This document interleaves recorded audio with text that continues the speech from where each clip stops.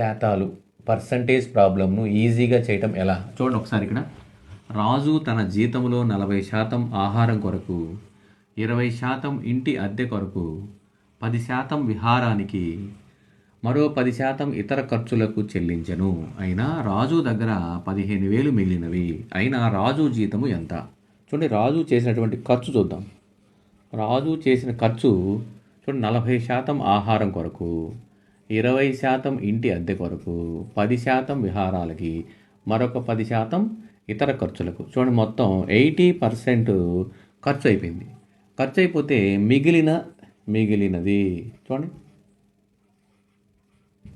మిగిలినది 100లో నుంచి 80 తీసేస్తే 20%.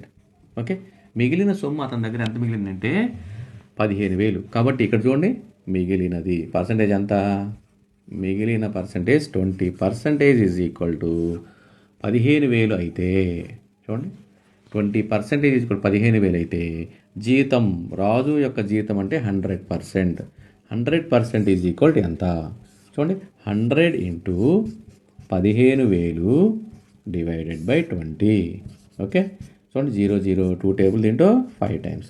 చూడండి, 5 చేతో 5 5 5 5 25, 5 1 5 7 75,000. సో రాజు యొక్క జీతం 75,000 రూపాయలు. So answer is 75,000.